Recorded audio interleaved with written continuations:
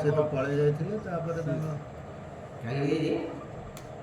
अमर सेना कौन अमर सेना कौन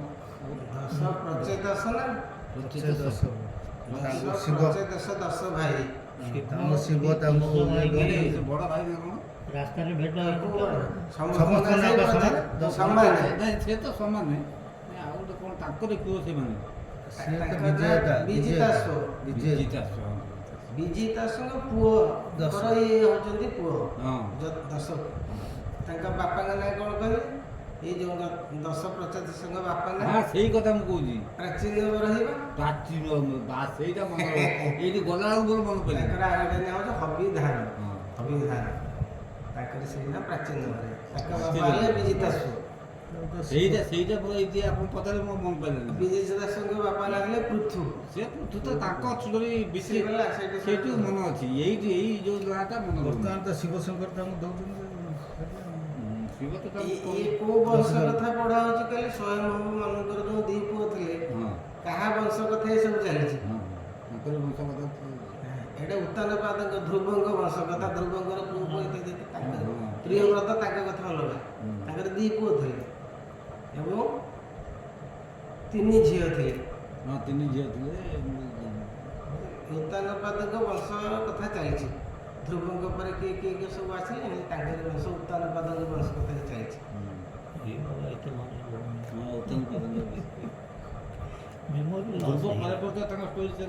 ସେ ଜିନିଷ କ'ଣ ମେମୋରି ଲସ୍ ନାହିଁ ଆପଣଙ୍କର ଭଲ ସମସ୍ତଙ୍କର ଅଛି ମେମୋରି ଜିନିଷ ହେଉଛି କ'ଣ ଅଭ୍ୟାସ ଏଇଟାକୁ ଯଦି ସେଇଟା ଘରେ ଟିକେ ତାକୁ ଆପଣ ଦେଖିବେ ପଢ଼ିବେ କି ମନେ ପକେଇଲେ ସେ ପଢ଼ିଯିବ ମେମୋରି ସମସ୍ତ ଆପଣଙ୍କର ଯାହା ମୋର ସେ ରହିବ ଆମେ ପ୍ରାୟତଃ ସବୁ ନା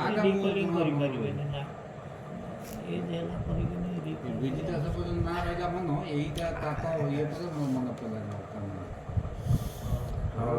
ଦେଖିବା ଭଗବାନ ଶିବଶଙ୍କର ତାଙ୍କୁ ଉପଦେଶ ଦେଉଛନ୍ତି କେମିତି ତୁମେ ଭଗବାନ ବିଷ୍ଣୁଙ୍କ ଦର୍ଶନ ପାଇବ, କେଉଁ ସ୍ତୁତି କରିବ, ସେଇ ସ୍ତୁତିର ଉପଦେଶ ଦେଉଛନ୍ତି। ଆମେ କାଲି ପଢ଼ିଥିଲେ ଆଉ ରହିଛି ଆଉ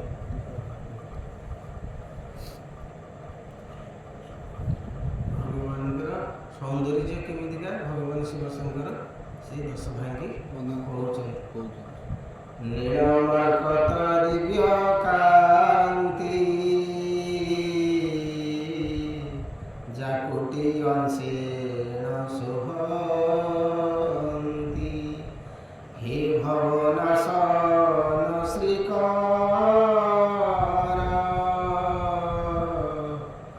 অভয় দাতা মুখ্য এ মৃত্যু জরা ভয় যেতে সর্বনাশিবে তুরিতে অতি সুন্দর সুয়ান অরুণ পঙ্কজলোচন শিরে সুনীলা সুকুন্তল দেখিয়া অনঙ্গ কোটি ভোর। ସବୁଠୁ ଯେ ଆମର 3 ଲକ୍ଷରେ ସୁନ୍ଦର ହେଉଛନ୍ତି, ସବୁଠୁ ହେଉଛନ୍ତି କାମଦେବ, ତାଙ୍କୁ କହନ୍ତି ଅନଙ୍ଗ, ଯିଏ ଭଗବାନ ଶିବଶଙ୍କରଙ୍କ ଉପରେ ଭସ୍ମୀଭୂତ ହେଇଯାଇଥିଲେ। ତେଣୁ ଗୋଟିଏ ଅନଙ୍ଗ ଯେତିକି ସୁନ୍ଦର, ଭଗବାନଙ୍କର ତାଙ୍କର ରୂପ ହେଉଛି ସେତିକି ସୁନ୍ଦର। ସେଇ ଜିନିଷ କହୁଛନ୍ତି ଦେଖି ଅନଙ୍ଗ କୋଟି ଭୋଳ ଶିରେ ସୁନୀଳ ସୁକୁନ୍ତଳ ଚୂଡ଼ା ପ୍ରବନ୍ଧେ ଶିଖା ସାଜେ ରତ୍ନ କିରୀଟ ତେଜ ପୁଞ୍ଜେ ସୁଚାରୁ କପୋଳେ ଅଳକା ଯେହ୍ନେ ଶୋଭିତ ରାହୁରେଖା ଚାରୁ ସୁନ୍ଦର ସୁକପଳ ଅଳକା ବେଢ଼ି ଭୃଙ୍ଗମେଳ ଭୃଭଙ୍ଗ ଯୁଗ ସୁଠାଣି ଅତନୁ ଚାପ ପ୍ରଭାଜି ଶୋଭନେ ନାହିଁ ପଟାନ୍ତର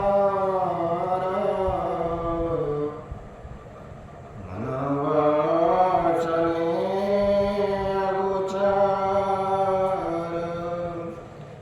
ଅତି ସୁସଂଚ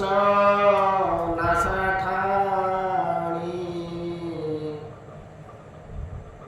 ତିଳ ପ୍ରସୂନ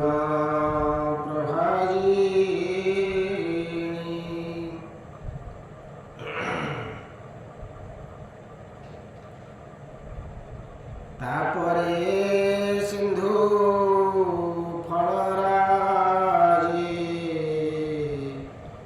ସୁଭାରେ ଅନ୍ୟ ଗଞ୍ଜି।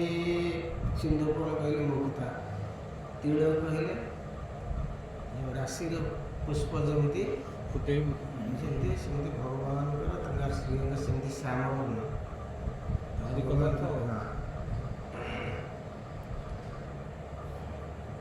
ଅରୁଣାଙ୍କିତ ବିମ୍ବାଧର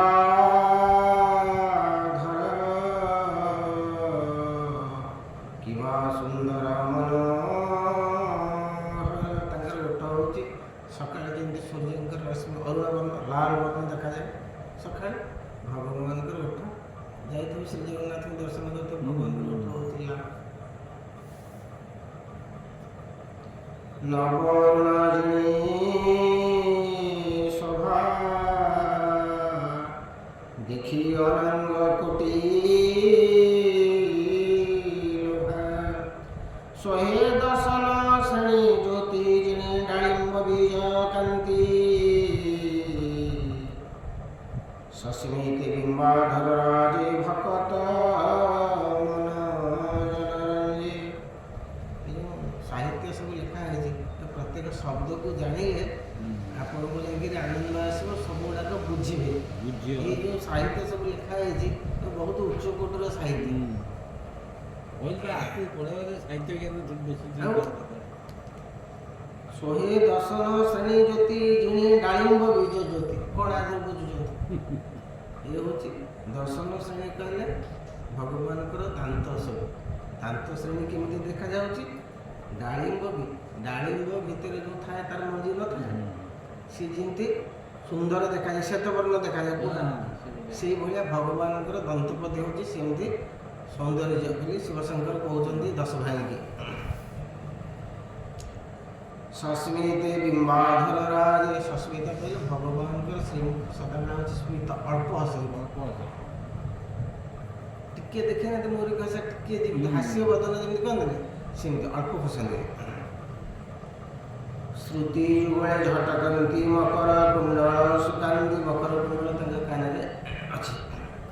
ଈଶିତ ପାଙ୍ଗ ଈଶନ ମୋହିତ ସୁରମୁନି, ଈଶିତ ପାଙ୍ଗ ଭଗବାନ ଟିକେ ଏମିତି କଣେଇକିରି ଚାହାନ୍ତି, ତାଙ୍କ ତ୍ରିଭଙ୍ଗୀ ଠାଣି ନା ଠିଆ ହେବାର, ଟିକେ ଏମିତି ଅଣେଇକିରି ସେ ଚାହାନ୍ତି। ଭଗବାନଙ୍କ ଶ୍ରୀକୃଷ୍ଣଙ୍କ ଫଟୋ ଦେଖିଥିବେ ଯୋଉଠି, ଟିକେ ଏମିତି ଅଣେଇକିରି ସେ ଅଣେଇଥିବ। ନୀଳ ସୁନ୍ଦର କଳେବର ତଡ଼ିତ ଜଣି ପୀତାମ୍ବର, ନୀଳ ସୁନ୍ଦର ଘରେ ଜହ୍ନେ ଝଟକେ ବସନ ତେସନେ, କିରୀଟ ବଳୟ ନୂପୁର କଟି ମେଖଳା ଶୋଭା କର, ଆଜନମ୍ବେ ବନମାଳ ଶୋଭେ ଶ୍ରୀବତ୍ସ ବକ୍ଷସ୍ଥଳ। ଭଗବାନ ପାଦରେ ନୂପୁର ପିନ୍ଧିଛନ୍ତି ଏବଂ କଟିରେ ତାଙ୍କର ପୀତାମ୍ବର ବସ୍ତ୍ର ଭଗବାନ ସଦାବେଳେ କରନ୍ତି, ପୀତାମ୍ବର ବସ୍ତ୍ର ପରିଧାନ କରିଛନ୍ତି। ଆଜାନୁଲମ୍ବେ ବକ୍ଷମାଳ ଶୋଭେ ଶ୍ରୀବତ୍ସ ବକ୍ଷସ୍ଥଳ, ଶ୍ରୀରୂପ କିପାରି ଚିନ୍ତି ଦେଖି ଅନଙ୍ଗ ଭ୍ରମ ହୁଅନ୍ତି। ସୁଗ୍ରୀବ କଣ୍ଠ ଯେ ସୁନ୍ଦର, ସୁଗ୍ରୀବ କଣ୍ଠ ଯେ ସୁନ୍ଦର, ଶୋଭେ କୌସ୍ତୁଭ ମଣିହାର, ଭଗବାନଙ୍କ ଗଳାରେ କୌସ୍ତୁଭ ମଣିହାର ପଡ଼ିଛି। ହେମନ୍ତ ରୂପ ଦେଖାଇବ ଆମ୍ଭର ତାପ ବିନାଶିବ, ଯେ ହୃଦୟ କମଳ ଶୋଭନ ନୀଳ ପାଷାଣେ ଜହ୍ନେମ, ରେଚକ ପୁରକ ଯେ ଶ୍ୱାସେ କି ଜଳ ଲହରୀ ସଦୃଶୀ, ଉଦରୀ ତ୍ରିବଳି ମଣ୍ଡଳ ଶୋଭିତ ସୁନାଭି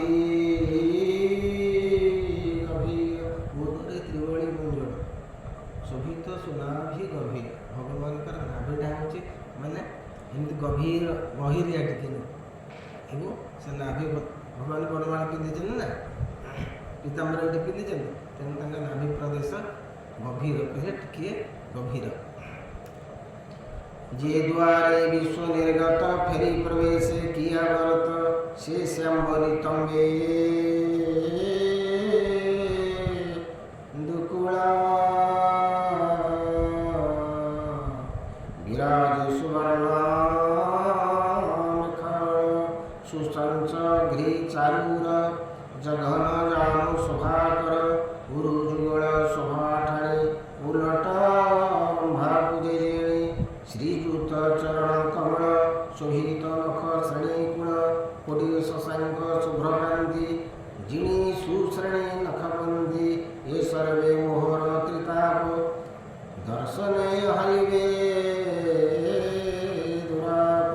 ଭଗବାନଙ୍କର ଏଇ ରୂପକୁ ତୁମେମାନେ ସ୍ତୁତି ପଢ଼ିକିରି ଧ୍ୟାନ କରିବ, ଆଖି ଆଗରେ ଏଇ ରୂପକୁ ରଖିବ ବୋଲି ଭଗବାନ ତାଙ୍କୁ ଶିବଶଙ୍କର ଦେଉଛନ୍ତି ଦୀକ୍ଷା ଦେବ। ସେ ଅଗ୍ରି ଦର୍ଶନ ପାଇ, ଅଗ୍ରି କହିଲେ ପାଦ ଯୁଗ, ପ୍ରପନେ ଭବ ଭୟ ନାହିଁ, ଭଗବାନଙ୍କ ପାଦ କତିରେ ଯେତେବେଳେ ତୁମର ଧ୍ୟାନ ବା ଲୟ ଲାଗିଯିବ, ତୁମର ଯେତେକ ମନରେ ତାପ ଥିବ, ବିଘ୍ନ ଥିବ, ଯେତେକ ପ୍ରକାରର ଆପଣଙ୍କ ଭିତରେ ସବୁ ଦୂର ହେଇଯିବ। ଭଗବାନଙ୍କ ପାଦ କରିଯିବ, ତାହେଲେ ତୁମ ମନ ସ୍ଥିର ହେଇଯିବ। ହେମନ୍ତ ରୂପ ପ୍ରକାଶିବ ଆମ୍ଭ ସଂଶୟ ବିନାଶିବ, ତୁ ଗୁରୁ ରୂପେ ନାରାୟଣ ମୂଢ଼ ଅଜ୍ଞାନୀଙ୍କ କାରଣ, ସକଳ ଭୂତେ ତୁମ୍ଭେ ଥାଇ ପ୍ରାଣୀ କି ଜ୍ଞାନ ଦୀକ୍ଷା ଶିକ୍ଷା ଦେଇ ସେ ଜ୍ଞାନୀ ପ୍ରାଣୀ କି ନିସ୍ତାର ଅଜ୍ଞାନୀ ମଜେ ସଂସାର ଆତ୍ମାର ସିଦ୍ଧି ଯାଇଛନ୍ତି ତୁରୂପ ଦର୍ଶନ ବାଞ୍ଛନ୍ତି ଯେ ନିତ୍ୟ ସ୍ୱଧର୍ମ ଆଚରେ ତୁମ୍ଭ ଭକତ ନିଷ୍ଠା ପରେ ତୋ ପଦେ ଅଭୟ ଭକତି ସୁସ୍ଥିରେ ରହେ ତାର ମତି সকল দেহে তু দুর্লভ ভকতে হেউ তু সুলভ যে স্বর্গরাজ ভোগ করে সে কাহি দেখিব তোহরে আনন্দে গৌর হরিব যাহা মন ସବୁବେଳେ କାମିନୀ କାଞ୍ଚନ ବିଭିନ୍ନ ବିଷୟରେ ସଦାବେଳେ ଯାହାର ମନ ଆସକ୍ତି ସିଏ ଆପଣଙ୍କ ପାଦ ପଦ୍ମକୁ ଦର୍ଶନ କରିପାରିବେ ବୋଲି ମହାଦେବ କହୁଛନ୍ତି। ଭଗବାନଙ୍କୁ ଦର୍ଶନ କରିବାକୁ ହେଲେ ମନକୁ ନିର୍ବିଷୟ କରିବାକୁ ପଡ଼ିବ। ମନ ଭିତରେ କୌଣସି ଜିନିଷ ପ୍ରତି ତୁମର ଆସକ୍ତି ଶିବ ବି ଏତେ କଥା ବୁଝେଇଲେଣି ତ ନ ବୁଝେଇଲେ କେମିତି ଦୀକ୍ଷା ଗୁରୁ ହେଲେ ଗୁରୁ ତାଙ୍କୁ ଉପଯୁକ୍ତ ଦୀକ୍ଷା ଦେବେ ନା ଆଉ ରହିଲେ ଆଙ୍କର ହେଇଯିବ ନା ତ୍ରୁଟି ରହିଯିବ ନା ପୂର୍ଣ୍ଣାଙ୍ଗ ଶିକ୍ଷାଟା ତାଙ୍କୁ ସେ ଦେବେ। কেবল আত্মজ্ঞানী জন সে তোতে লভে ভগবান একান্ত ভক্তি যোগে নর যে ভজে তুম্ভর ভয় স্বর্গাদি বাঞ্ছই মনে তো পাদ পদ্ম সুধা বনে ব্যক্তি যেତେବେଳେ ଭଗବାନଙ୍କର ପାଦ ପଦ୍ମରେ ତାର ମନର ଆସକ୍ତି ଆସିଯିବ ବା ଭକ୍ତି ଭାବ ଆସିଯିବ ତାକୁ ସ୍ୱର୍ଗର ସମ୍ପତ୍ତି ବା ଇନ୍ଦ୍ରପଦ ଦେଲେ ବି ସେ ତାକୁ ଗ୍ରହଣ କରିବ। ତା ତୁଳନାରେ ସେ ଅତ୍ୟନ୍ତ ତୁଚ୍ଛ ବା ନ୍ୟୁନ। କିନ୍ତୁ ଆମେ ସେ ଜିନିଷକୁ ବୁଝିନେ ଜାଣିନେ ବୋଲି ଆମେ ଏ ବିଷୟ ବାସନାରେ ସବୁ ଆକୃଷ୍ଟ ହେଉଛେ ଆରି ଭିତରେ ସବୁ ପଶୁମତି ହେଉଛେ।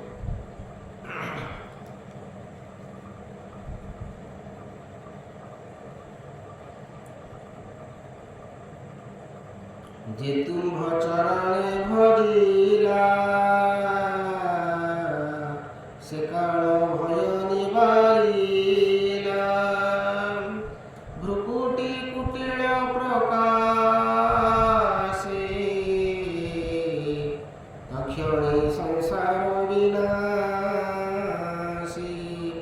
যে কাল অতি ভয়ঙ্কর তোর শৈবকে সে কিঙ্কর কাল যেতে ভয়ঙ্কর হও কিন্তু যদি তুমি ভগবানଙ୍କ ପାଦ ପଦ୍ମରେ ମନୋନିବେଶ କରିବ ତାହେଲେ କାଳ ମଧ୍ୟ ତୁମ ଭିତରୁ ପଳାୟନ କରିବ। ଏଣୁ ଭକ୍ତ ସଙ୍ଗେ ତୋର କ୍ଷଣେ ନିମେଷେ ଜୀବନର ଯିଏ ସବୁ ଦେବା ସୁଖ ହୋଇ ସ୍ୱର୍ଗାପ ବର୍ଗ ସମ ହୋଇ ଏ ମର୍ତ୍ତ୍ୟ ଭୋଗ ତୁଚ୍ଛ ମଣି ତୁ ଭକ୍ତ ସଙ୍ଗେ ଯେତେ ପ୍ରାଣୀ ହେଲେ ଭଗବାନ ଶିବ ଶଙ୍କରଙ୍କ କତିରେ କ'ଣ ନାହିଁ ସେ ସଂସାରବାସୀ କୌଣସି ତାଙ୍କର ଆଭୂଷଣ କୌଣସି ବେଶ ପୋଷାକ କିଛି ନାହିଁ ଖଣ୍ଡିଏ ବସ୍ତ୍ର ବି ନାହିଁ କିଛି ନାହିଁ କଥା ଭାବିନି ତେଣୁ କୌଣସି ସୁଖ ଲାଭ କରୁଛନ୍ତି ଆମେ ସେଇଥିରୁ ଜାଣିବାକୁ ପଡ଼ିବ। ତେଣୁ ପାର୍ବତୀ ଯେତେବେଳେ କହିଲେ ପ୍ରଭୁ ମୋତେ କିଛି ସୁବର୍ଣ୍ଣ ଆଭୂଷଣ ଦିଅ ମୋ ଭଗବାନ ସବୁ ପିନ୍ଧିକିରି ଯାଉଛନ୍ତି ମୋର କିଛି ନାହିଁ ମୋ କତିରେ କ'ଣ ଅଛି ମୁଁ ଦେବି ମୋ କତିରେ ତ କିଛି ଘରଦ୍ୱାର ତ ନାହିଁ ପ୍ରଥମେ ଯାହା କୁବେରକୁ କହିବ ଯାହା ସେଥିପାଇଁ ମୋତେ ପଠେଇବେ କୁବେର କ'ଣ ମୋ କଥାରେ ଦେବେ କହିଲେ ନେଇଯାଏ ପାଉଁଶ ମୋ ଦେହରେ ଯେତେ ଦେଉଛି ତେବେ ଏଇ ଓଜନର ମୋତେ ଦେବେ ସେ ଯାଇ ପହଞ୍ଚିଲେ ତାଙ୍କ ଭିତରେ ମା ବହୁତ ସେ ତାଙ୍କୁ ସମ୍ମାନ ଜଣାଇଲେ ଏବଂ ଆସନ ଦେଲେ କହିଲେ ମା କୁଆଡ଼େ ନା ପ୍ରଭୁ ମୋତେ ପଠେଇଛନ୍ତି ଏଇ ଧୂଳି ଯେତିକି ସେତିକି ଓଜନର ମୋତେ ଭାବିଥିଲେ ମା ପାର୍ବତୀ ଭାବିଲେ କ'ଣ ଆରେ ଇଏ କେତେ କ'ଣ ଧୂଳି ଟିକେ କେତେ ଓଜନ ହେବ ଇଏ ଗୋଟାଏ ଗ୍ରାମର 1000 ଭାବୁନି ପାଉଁଶ ଟିକେ କେତେ ଓଜନ ହେବ କହିଲେ ଦେଇପାରିବନି। ତେଣୁ କୁବେର କହିଲେ ମୋ କତିରେ କ'ଣ ଏ ସଂସାର ସ୍ୱର୍ଗ ମର୍ତ୍ତ୍ୟ ପାତାଳ ସମସ୍ତ ସମ୍ପତ୍ତି ଆଣିକିରି ବି ଗଜଟୁ କଲେ ଆର ଓଜନ କେହି ଦେଇପାରିବେନି। ଆରେ ଇଏ ଜିନିଷର ମହିମା କ'ଣ ମୁଁ ତାକୁ ଜାଣୁଛି। ତେଣୁ ମା ଜାଣିଲେ ଆରେ ମୁଁ ତୁଚ୍ଛ ଏ ଗହଣା ଏଇ ପ୍ରଭୁଙ୍କୁ ମାଗୁଛି ଯିଏ ଏତେ ବଡ଼ ଲୋକ ତାର ମୁଁ ହେଉଛି ପତ୍ନୀ। ତେଣୁ ମୋର ଆଉ ଆବଶ୍ୟକତା ତା ପରିଚୟଠୁ ଆଉ ବଡ଼ ଆବଶ୍ୟକତା କ'ଣ ଅଛି? ତେଣୁ ଆମେ ଜାଣିନେ ବୋଲି ଏଇ ମିଛ ମାୟାରେ ଘାଣ୍ଟି ଚକଟି ହେଇକରି ଆମ ଜୀବନକୁ ବିପର୍ଯ୍ୟସ୍ତ କରିକି ଶେଷରେ ମରଣ ମୁଖରେ ପଡ଼ୁଛେ ଆଉ କ'ଣ କରିବ। ହେଲେ ସିଏ ଏତେ ବଡ଼ ଲୋକ, ସିଏ ସବୁ ପାଇଁ ପରିତ୍ୟାଗ କରି ସଂସାର କ'ଣ ତାଙ୍କର ଅସୁବିଧା ଅଛି? ସେ ତ ନିଜେ କହୁଛନ୍ତି କାଳ। ତେଣୁ ଜିନିଷ ହେଉଛି ଯେ ପ୍ରଭୁଙ୍କର ଭକ୍ତିରେ କେତେ ଶକ୍ତି ଅଛି, ପ୍ରଭୁଙ୍କ ଭକ୍ତିରେ କେତେ ଆନନ୍ଦ ଅଛି, କେତେ ମାଦକତା ଅଛି, କେତେ ତୃପ୍ତି ଅଛି, କେତେ ଶାନ୍ତି ଅଛି। ତାକୁ ଯେ ଅନୁଭବ କରିବ ସିଏ ସେ ଜିନିଷକୁ ଜାଣିବ। ବିନା ଅନୁଭବୀ ବିନା ପ୍ରଚେଷ୍ଟାରେ ଆମେ ତାକୁ ବୁଝିପାରେ କେବଳ ଶବ୍ଦ ଗୁଡ଼ିଏ ଉଚ୍ଚାରଣ କରିବା ଛଡ଼ା ଆଉ କିଛି ତାର ଯେଉଁ ମୂଲ୍ୟଟାକୁ ଆମେ ନିରୂପଣ କରିପାରିବା। ମାନେ ଋଷିପା ତାଙ୍କ ସ୍ତ୍ରୀ ଯୋଗୀ ଜଣେ ତାଙ୍କ ସ୍ତ୍ରୀ କହିଲେ ଆଜି ଜମିଦାର ନିମନ୍ତ୍ରଣ କରୁଛନ୍ତି, ଆଉ ଆସିକି ଆମକୁ ବଣ ଭିତରେ ନିମନ୍ତ୍ରଣ କରି ଯାଇଛନ୍ତି, ଆଉ ମୋତେ କିଛି ସୁନା ଗହଣା ଗୋଟେ କିଛି କରିଦିଅ। ଏଇ ଶିବ ପାର୍ବତୀ ମାଗିଲା ଆଉ ସେଗୁଡ଼ା କରିଦିଅ, ମୁଁ ଟିକେ ଯିବି ଆଜି ଜମିଦାରଙ୍କ ଘରକୁ ଦେଖିବ। କହିଲା କି କଥା, ତମେ ଯୋଗୀ ଋଷି ଲୋକ ଜମିଦାର କ'ଣ ନିମନ୍ତ୍ରଣ କରୁଛନ୍ତି, ତାଙ୍କର ଆଜି ବଡ଼ ଇଏ ଫଙ୍କସନ୍ ହେଉଛି, ଆମକୁ ଡାକିଛନ୍ତି। ନା ହଉ ଯଦି ତମେ ମନ କରୁଛ ତମେ ଯା, କିନ୍ତୁ କହିଲା ମୋର କିଛି ନାହିଁ, ମୁଁ ସେଠି କ'ଣ ଏମିତି ଯାଇକି ଠିଆ ହେବି ଗୋଟେ ବସି। ସମସ୍ତେ ପିନ୍ଧିକିରି ଯାଇଥିଲେ। ସେଠୁ ସମସ୍ତଙ୍କୁ କହିଲେ କହିଲେ ତମେ ଗୋଟେ କାମ କର, ତା ସ୍ତ୍ରୀକୁ କହିଲେ ଏଇ 3 ଜଣ 4 ଜଣ ପାଖକୁ ମୁଁ ପଠଉଛି, ତାଙ୍କ ପାଖକୁ ଯାଇ କହିବ ଆଉ ମୋତେ କିଛି ଅଳଙ୍କାର, ଯେହେତୁ ତମେ ଉପଯୁକ୍ତ ଇଏରେ ଯଦି ଆଦାୟ କରିଥିବ ସେଇ ଜିନିଷ ମୁଁ ନେବି, ସତ ଧନଟା ମୁଁ ନେବି, ଅସତ ଧନରେ ମୁଁ ଏଗୁଡ଼ା ନେବିନି, ମୋ ସ୍ୱାମୀ ମନା କରେ। କିନ୍ତୁ ସେ ଯାହାକୁ ପଚାରିଲା ସେ ଏତେ ବଡ଼ ରାଜା, ତାଙ୍କ ପାଖକୁ ତା ସାଙ୍ଗଟା ଏ ଋଷିଙ୍କ ସାଙ୍ଗ, ସେ ତା ପାଖକୁ ପଠେଇଲା କହିଲା ନାହିଁ ଏଗୁଡ଼ା ମୁଁ ବହୁତ ଇଏରେ କରୁଛି, ଆଉ ଏଗୁଡ଼ା ମୁଁ ଆପଣଙ୍କୁ ସତ ଧନ ଇଏ ନୁହେଁ। ସମସ୍ତେ କହିଲେ ପଳେଇ ଆସିଲେ, କହିଲା ନା ମୁଁ ସେଠି ପୁରା ବୁଝିଗଲେ। ସେ ଚିନ୍ତା କରନ୍ତୁ କୋଉ ଭଳିଆ ଶିକ୍ଷା ସେ ତାଙ୍କୁ ବୁଝିକି ସେଇ ଗେରୁଆ ବସ୍ତ୍ର ପିନ୍ଧିକି ସେ ଗଲେ ସେ ଜମିଦାରଙ୍କର ନିମନ୍ତ୍ରଣ ରକ୍ଷା। ସେ ଯିବା କଥା ନୁହଁ। ଏ ଗୋଟିଏ ଗୋଟିଏ ଜିନିଷକୁ ଆପଣ ଯଦି ତର୍ଜମା କରିବେ, ମନ ଭିତରେ ତାକୁ ଚିନ୍ତା କରିବେ, ସବୁ ଜିନିଷ ପାଇଯିବେ ଯେ ଋଷି ପତ୍ନୀ କ'ଣ ସେଥିରୁ ଶିକ୍ଷା ଲାଭ କଲେ। ସେଇଥିପାଇଁ ସେ କହିଲେ ଗଲେ ମୋର ସେ ଯିବା ଦରକାର ନାହିଁ କି ସେ ଭୋଜି ଭାତ ଖାଇବା। ମୋ ପାଖରେ ସତ ଅଛନ୍ତି, ମୋର ପରମେଶ୍ୱର ମୋର ସ୍ୱାମୀ, ମୁଁ ଯାଉଛି ଅସତ ଜିନିଷକୁ ଗ୍ରହଣ କରିବା ପାଇଁ। ତେଣୁ ଭଗବାନ ସେଇ କଥାଟାକୁ ତାଙ୍କୁ ବୁଝାଉଛନ୍ତି ଯେ ସଂସାରରେ ସବୁ ହେଉଛି ବିନାଶଶୀଳ, ସବୁ ହେଉଛି ନଷ୍ଟ ହେଇଯିବ, କିନ୍ତୁ ପ୍ରଭୁଙ୍କର ନାମ କୀର୍ତ୍ତନ, ପ୍ରଭୁଙ୍କର ଭକ୍ତି ଇଏ କେବେ ହେଲେ ନଷ୍ଟ ହେବ। ଯୋଗୀ ଋଷିମାନଙ୍କ ପାଖରେ ଭଗବାନ ବି ଶେଷକୁ ହାର ମାନିବେ ନା, ମାନିବେ ତ। ଏଇ ଯେଉଁ ଅନୁସୂୟାଙ୍କ ସ୍ୱାମୀ ଅତ୍ରି ଋଷି ତାଙ୍କର ପାଣି ଟୋପାକରେ ଇଏ ବ୍ରହ୍ମା ବିଷ୍ଣୁ ମହେଶ୍ୱର ଛୋଟ ଛୁଆ ଖାଇଦେଲେ। ଏଇଟା ଗୋଟେ ଛୋଟିଆ କଥା, ଖାଲି ପାଣି ଟିକେ ପକାଇଦେଲା। ସେ ଭକ୍ତିର ଶକ୍ତି। କହିଲେ ତୁମେ ଯଦି ମୋଠୁ କ୍ଷୀର ଖାଇବ, ତୁମେ ଛୁଆ ହେଲେ ଖାଇବ ନା। ଛୋଟ ଛୁଆ ମା କତରୁ କ୍ଷୀର ଖାଏ ନା, ଏଇ ବଡ଼ ଗୁଡ଼ା ଆସିକି ବହୁତ କ୍ଷୀର ଖାଇବ। ସେ ବଡ଼ ପୁଅ ହେଲେ ବଡ଼ ପୁଅ କ'ଣ ଯାଇ ମା କ୍ଷୀର ଖାଇବ? ତେଣୁ ଏଇଟା କେମିତି ଗୋଟେ ଜିନିଷ ଯୁକ୍ତିଯୁକ୍ତ ଜିନିଷ। ଟିକେ ଛୋଟ ଛୁଆ ହେଇଯା, ମୁଁ ତୁମକୁ କ୍ଷୀର ଟିକେ ରୁହ, ମୁଁ ତା ବ୍ୟବସ୍ଥା କରିଦେଉଛି। ଆମେ ତ ପାଣି ଟିକେ ସିଝି ଦେଇଛି। ତେଣୁ ସତ ପାଖରେ ସମସ୍ତେ ହାରିବେ। ସମସ୍ତେ ବ୍ରହ୍ମା ବିଷ୍ଣୁ ଶିବଙ୍କ ଭଳିଆ ଲୋକ ଏଠି ହାରିଛନ୍ତି ନା, ଆଉ ହାରି ଗଲେ ନା। ଯେ ସେଇଠି ପାଖେ ଏଇ ପାର୍ବତୀ ହାରିକିରି ବୁଦ୍ଧି ବାଟ ଆଉ କିଛି ପାଇଲେ ନାହିଁ, କେମିତି ମୁକୁଳିବେ ବୋଲି। ମୁକୁଳିବା ପାଇଁ ବାଟ ପାଇଲେ, ନାରଦ ବତେଇବାରୁ ସେ ପାଇଲେ।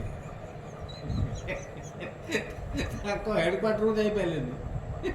ପୁଣି ତାଙ୍କ ସ୍ତ୍ରୀ ବି ଚିହ୍ନି ପାରିଲେନି ଆମ ସ୍ୱାମୀ କିଏ। ସେ କହିଲେ ନା, ଅନୁସୂୟା କହିଲେ ତମ ସ୍ୱାମୀ ଯିଏ ନଉନା ତମେ ଚିହ୍ନିକି ନେଇଯାଅ। ସିଏ ଧରିଲେଣି ଲକ୍ଷ୍ମୀ, ଧରିଲେଣି ଶିବକୁ, ସାବିତ୍ରୀ ଧରିଲେଣି ବିଷ୍ଣୁକୁ। କିଏ କାହାକୁ ସମସ୍ତେ ଶିଶୁ ଛୋଟ ପିଲା, ଆଉ ସ୍ୱାମୀ କିଏ କାହାର ଅଛି କିଏ ଜାଣିବ।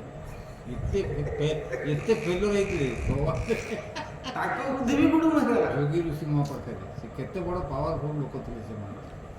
ହନୁମାନଙ୍କ ସହିତ ତାଙ୍କର ଯୁଦ୍ଧ ହେଲା, ହନୁମାନ ଖାଲି ରାମ ରାମ କହିଲା, ଇଏ ଯେତେ ତୀର ମାଇଲେ ଯେତେ ଅସ୍ତ୍ର ମାଇଲେ କିଛି କଲେ ଏଇ କାମ କଲା ନାହିଁ। ଭଗବାନଙ୍କ ନାମରେ କେତେ ଶକ୍ତି ଅଛି ସେଟା ସେ ପ୍ରମାଣ ନିଜେ ନାମରେ ଶକ୍ତି ଅଛି, ନାମରେ ନୁହଁ। ସେ ସେଇଟା କହିଲା ତାକୁ ସେଦିନ ଗୋଟେ ବୁଝୁଥିଲା, କହିଲା ନାମୀ ନୁହଁ, ନାମ। ନାମ ଯାହାର ନାଁରେ ତା ନାଁରେ କିଛି କାମ ନାହିଁ, ତାଙ୍କ ନାମରେ ସବୁ କାମ ହେବ। ଦେଖୁନ ଘୁମିଚି ମୂଷା ଚାପି ହେଇଗଲା ଯେ ପଛରେ, ସେ କହୁଛି ଯିଏ ମୋତେ ଚାପି ଦେଇଛି ତାକୁ ଅଭର ବର ଦିଅନ୍ତୁ। ଦେଖ କେତେ ଆପଣ ଦେଖନ୍ତୁ ହଁ ସେଇ ଜିନିଷ ହୁଁ। ଚାପିଦେଲେ ପ୍ରଭୁ କହିଲେ ତତେ ଯିଏ ଦଶା ଦେଇଛି ତାକୁ କହ ଯାହା ତୋ ଇଚ୍ଛା ଯାହା ତାକୁ ଦଣ୍ଡ ମୁଁ ତାକୁ ଦଣ୍ଡ ଦେବି। ଦେବେ। ସିଏ କହିଲେ ସମସ୍ତେ ଡରିଗଲେ। ଡରିଗଲେ। ଆରେ କିଏ ଚାପି ଦେଇଛି କିଏ ଯାଇଛି ତା ଠିକ୍ କ'ଣ କେତେବେଳେ ଦେଖିଲା ହନୁମାନ ଗୋଡ଼ ବାଜିକି ସେ ପଥର ଗଡ଼ିକି ଚାପି ହେଇଯାଇଛି। ହଁ ଚାପି ହେଲା ପରେ ସିଏ ତ ଆସି ଭଗବାନ ଆସି ତାକୁ ଦେଇଗଲେ କେତେ ଇଏ ହେଉଥିଲା ତାକୁ ଆଉଁସି ଦେଲେ ସବୁ କଲେ ଝାଡ଼ିଦେଲେ ତା କୋଳରେ ବସିଲା। ଗୁଣ୍ଡିଚି ମୂଷା କହିଲା ପ୍ରଭୁ ତାକୁ କ'ଣ ଦଣ୍ଡ ଦେବେ ତାକୁ ଅମର ବର ଦେଇଦିଅ। ଭାଇ ଭଗବାନ କି କଥା କହୁଛି ଆରେ ତତେ ସେ କହିଲା ଦର୍ଶକ ହଁ ସେ ଚାପିଥିଲା ବୋଲି ସିନା ତୁ ଉଠେଇଲେ। ମରି ଯାଇଥାନ୍ତୁ ଆଉ ଟିକେ ପରେ ଚାପି ହେଇକି ଛୁଆ ଜୀବନ ତ ତା ମୂଷାଟା କେତେ ବଡ଼ କରିଦେଇଛି ସେ ଚାପି ହେଇକି ମରି ଯାଇଥିଲା ସେ ଭକ୍ତ ପାଦ ବାଜିଲା ବୋଲି ମୋର ଆଜି ଆପଣଙ୍କ ଯେ କୋଳରେ ଆପଣ କୋଳରେ ମୁଁ ରହିଲି ହେଲେ ମୁଁ କିଏ ଆପଣ ମୁଁ କି ଭାଗ୍ୟ କରିଥିଲି ତା ଯୋଗୁଁ ମୁଁ ଆଜି ଆପଣଙ୍କ କୋଳରେ ତେଣୁ ବସିଲି। ତାକୁ ସବୁବେଳେ ଆପଣ ଏକା ଅମର ବର ତାକୁ ତ ଅମର ବର ଦେଇଦେଇଛି ଆଉ କେତେ ସମାଜକୁ ଶିକ୍ଷା ଆଜ୍ଞା ଆଉ ସେଟା ଗୋଟେ ଧର୍ମ ପ୍ରକୃତରେ ବହୁତ ଇଏ କେତେ ଆପଣଙ୍କର ଉଚ୍ଚ ଚିନ୍ତା ସେ କେତେ ହେ? ଉଚ୍ଚ କଥାଟା ଚିନ୍ତା କଲେ ମୁଁ ଭାରି ଇଏ କଥା ନା ଆଉ ଆମେ କ'ଣ କହିବା ମତେ ଆପଣ ଯଦି ଆଣେ ମୋ ପାହାଡ଼ଟା ପକାଇବେ ମୋ ମୁଣ୍ଡ କି ପାହାଡ଼ ମୁଁ ଆପଣଙ୍କ ଉପରେ ସାଙ୍ଗେ ସାଙ୍ଗେ କ୍ରୋଧିତ ହେବି ନା ନାଇଁ କହିବି ନାଇଁ ବଳ ଭଲରେ ରହୁଛି ଭଲ କହିବି କେବେ କହିବି ତ ସମୟ ମିଳିବ ଫଟସେ ସମୟ ଆମର ଆମର ସାଧନା ଏଇଆ ଆମର ସାଧନା ଏଇଆ ଆମର ମାନେ ଚରିତ୍ର ଏଇଆ ତେଣୁ ଇଏ ଦିଆହେଇଛି କ'ଣ ନା ତମ ଚରିତ୍ରକୁ ତମେ ସଂଶୋଧନ କଲେ ଉପରକୁ ଯିବ ଚରିତ୍ରକୁ ସଂଶୋଧନ ସଂସ୍କାର ନ କରିବ ତୁମେ ସେଇ ତଳକୁ ତଳ ସେଇ ତଳ ତ ରହିବ ସେ ପୁଣି 50 ନା କ'ଣ ଇଏ 5000 ବର୍ଷ ପରେ ପୁଣି ଏବେକାର କାହାଣୀ ଗୁଡ଼ା ପଢ଼ା ହେବ ସତ ଆଜି କ'ଣ ସବୁ ଭଲ ଆମ ଭିତରେ କ'ଣ ସବୁବେଳେ ତାଙ୍କର ଭଲ ଅଛି। ବତଉଛନ୍ତି ଲୋକଙ୍କୁ ଏମିତି ଟିକେ ସୁଧୁରି ଯାଅ ଆଜି ମୁଁ ଦେଖୁଥିଲି ଜଣେ ଭାଗବତ ପାଠକ ୟୁନାଇଟେଡ୍ କିଙ୍ଗଡମ୍ର ଏଇ ଯେଉଁ ଭାଗବତ ପାଠ କରୁଛନ୍ତି ପୁରା ମୂଳରୁ ଗୋଟେ ଗୋଟେ ଅଧ୍ୟାୟ ପାଠ କରୁଛନ୍ତି ସେ ଲେଖିଛନ୍ତି ଯେ ଆମକୁ ଇଂଲିଶରେ ଟ୍ରାନ୍ସଲେସନ୍ କରିକିରି ସବୁ କମେଣ୍ଟ ଦେଇଛନ୍ତି ବିଭିନ୍ନ ଫରେନରୁ ସବୁ ଯେ ଆମେ ତ ଓଡ଼ିଆ ବୁଝିପାରୁନୁ ତେଣୁ ଆମକୁ ପୁଣି ଜଣେ ବୁଝେଇବା ପାଇଁ ତେଣୁ ଆପଣ ତାକୁ ଟ୍ରାନ୍ସଲେସନ୍ କରିକିରି ଦିଅନ୍ତୁ ଇଂରାଜୀରେ ଇଂରାଜୀରେ ଦେବେ ମାନେ କେଉଁଠି କେଉଁଠି ଯାଇ ଏ ଜିନିଷ ପହଞ୍ଚି ଯାଉଛି ସିଏ ତ ଓଡ଼ିଆ ବୁଝିପାରିଲି ପୃଥିବୀ ସାରା ଜିନିଷ ଦେଖୁଛନ୍ତି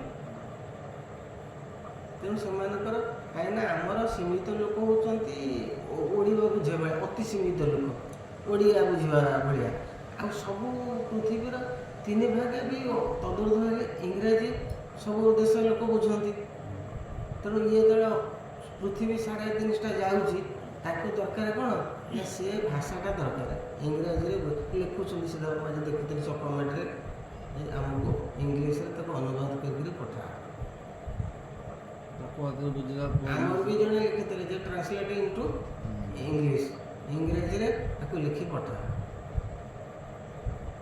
ତାପରେ ଯେତେବେଳେ କିନି ସୃଷ୍ଟି ହେଇଛି ପୃଥିବୀରେ ସେତେବେଳେ କିନି ଭାରତ ବର୍ଷରେ କିନି ଯେତେ ଗୁଡ଼ା ହେଇଛି ଆବିର୍ଭାବ ଯାହା ବି ଠାକୁରଙ୍କ ଏଇଠି ହେଇଛି ଭାରତରେ ତେଣୁ ଅନ୍ୟାନ୍ୟ ସବୁ ଛୋଟ ଛୋଟ କଣ୍ଟ୍ରିଟ ସେଗୁଡ଼ା ଏଗୁଡ଼ା ନାହିଁ ଆମ ଓଡ଼ିଶା ଭିତରେ 4.5 କୋଟି ଅନ୍ୟ ଛୋଟ ଛୋଟ କଣ୍ଟ୍ରି ଅଛି ୱାର୍ଲଡରେ ଏ ସବୁ କିଏ ହେଉଛି କୋଟିଏ କୋଟିଏ କିଏ ହେଉଛି ଛୋଟ ଛୋଟ ଇଏ ଏକଦମ ଛୋଟ କିନ୍ତୁ ସେମାନେ କିନ୍ତୁ ଡେଭଲପ୍ କରୁଛନ୍ତି ଆମେ କରିପାରୁନାହାନ୍ତି ସେମାନେ କଠୋର ପରିଶ୍ରମ ହୁଁ। ସେମାନେ ସମୟର ମୂଲ୍ୟଟାକୁ ଯେମିତି ଆମର ଗୋଟେ କଥା ସମୟର ମୂଲ୍ୟଟାକୁ ସେ ଖାଲି ନ ଲୁଟିବାକୁ ଆମର ଚାହିଁଲେ କିଛି ଆଉ କରିବାକୁ କେମିତି ହେବ? ସବୁ ମଣିଷରେ ଯେମିତି ଅଛି ମୂଷା ମରେ ନା ନହେଲେ ତାଙ୍କର କିନ୍ତୁ ଯେମିତି ଏତେ ଛୋଟ ଛୋଟ କଣ୍ଟ୍ରି ମାନେ ଯାହା କହୁଛନ୍ତି ସେ ଏତେ ଡେଭଲପ୍ ଗୋଟେ ଇସ୍ରାଏଲ କେତେ ବକଟେ ଜିନିଷ ଓଡ଼ିଶାଟା ଛୋଟ ତାର ସେ ପୃଥିବୀ ସହିତ ଲଢ଼ିବା ପାଇଁ ତାର ଦମ ଅଛି କେଉଁଠି ତାଙ୍କର ସେ ଶକ୍ତି ଆସୁଛି ସେମାନେ ହେଉଛନ୍ତି ଜବରଦସ୍ତ ନିଷ୍ଠାପର ଲୋକ କାମ ମାନେ ସେ 8 ଘଣ୍ଟା 12 ଘଣ୍ଟା ଜୀବନ ଲଗେଇ ଦେବେ ପୁରା ଇଏ ତ କାମ 8 ଘଣ୍ଟା ଆଉ ତୁମେ ତାଙ୍କୁ ଆଣିଦେବ ଇଏ ଜମା 8 ଘଣ୍ଟାରୁ କହିବ ଜମା କରିବୁନି କେମିତି ପଳାନ୍ତା ସମୟ ପଇସା ହାଣିକି ପଇସା ନେଇଯିବେ ବୁଝିଲେ ଆଉ ଯଦି କହିଲେ ବାବା କାହିଁ କିଛି ହେଲାନି ଝଗଡ଼ା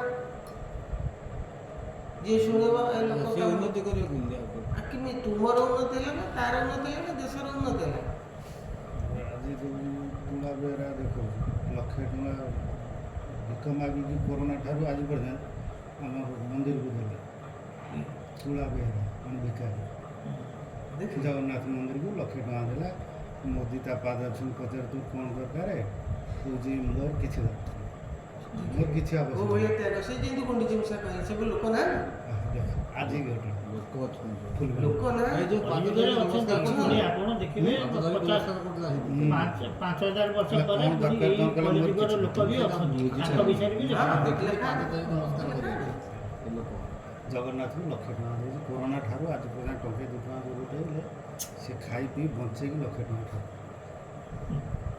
ସେ ଦେଖିଲା ଯେ ଏ ଜିନିଷଟା ମୋର ଏଇଠି ଦେଇଦେଲେ ଠିକ୍ ମୋର କାମରେ ଉପଯୁକ୍ତ ଇଏ ଆପଣ ଦେଖନ୍ତୁ ସେଇଟା ଦେଇଦେଲେ କ'ଣ ଠାକୁରଙ୍କୁ ଦେଇଦେଲେ ମାନେ ବିଶ୍ୱ ସମସ୍ତ ମାନବ ଜାତିକି ଦେଇଦେଲା।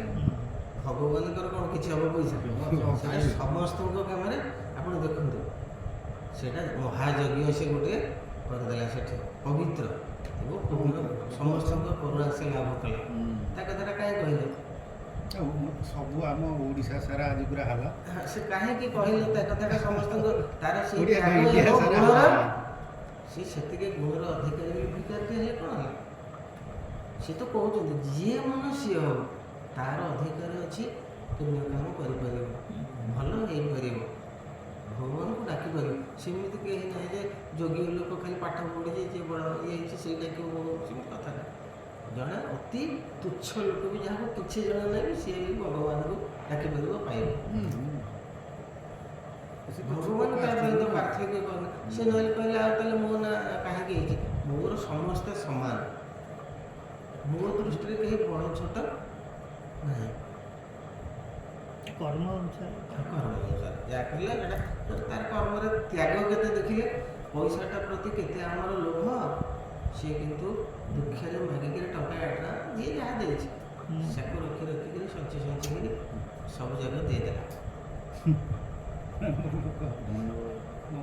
ତେଣୁ ଯେତେବେଳେ ସେ ଆରଥରକୁ ଜନ୍ମ ହେବ ପ୍ରଭୁ କହିବେ ତ 1,000 କୋଟି କି 1,00,000 କୋଟି ଟଙ୍କାର ମାଲିକ ଯେତେ କୋଟି କୋଟି ଟଙ୍କାର ମାଲିକ ଅଛନ୍ତି 1,00,000 କୋଟି ଟଙ୍କାର ମାଲିକ ସବୁ ଅଛନ୍ତି ସେ ସେଇଭଳି କାର୍ଯ୍ୟ କରୁଥିଲେ। କୋଟି କୋଟି ଲୋକର ଯେ ମାଲିକ ଯିଏ ଅଛନ୍ତି ସିଏ ଯେ ଦାନ ଦକ୍ଷିଣା କରିବେ ସିଏ ନାଇଁ ନାଇଁ ସିଏ 1 ପଇସା ବାହାର କରିବେ ଇଏ ନିହାତି ଇଏ ଯେଉଁଟା ଉଦାହରଣ ହେଲା ଯେ ନିହାତି ହେଲେ ବି ମଧ୍ୟ ଆମର ଯେଉଁ ବିଲ୍ ଗେଟ୍ସ ଆମେରିକାର ସଫ୍ଟୱେର ସେ ବହୁତ କିଛି ଟଙ୍କା ଦେଇଦେଲେ ପୃଥିବୀକୁ।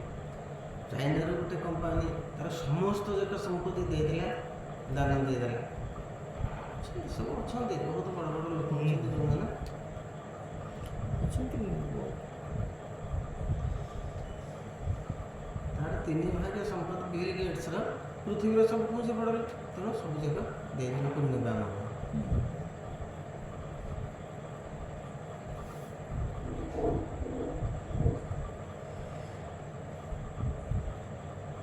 जे तुम चरणे भजला से काल भय निवारिला भुकुटी कुटिल प्रकाशे तक्षणे संसार विनाशे जे काल अति भयंकर तुर सेवके से किंकर भक्त संगे तुर से जौनर से संग जीवा सुख हुई स्वर्गा को वर्ग समोई ये मरते भोग तुच्छ बड़ी तुह दुत संगे जेते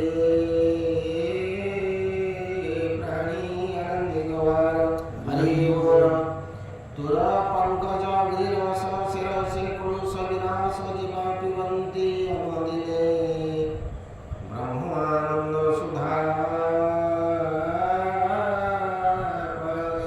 प्रतिदिन आपको किछि किछि अभ्यास करने पड़े जे एई मैटर मते मोर 24 घंटा 23 घंटा समय देके 5 घंटा मत आधा घंटा घंटा के 10 मिनिट 20 मिनिट एई मैटर मत देवाको पड़े मु निजे मते सेटा करियाको पड़े निजे करले से कार्यर महत्व कौन से कार्यर जिनस कौन निजे अनुभव करो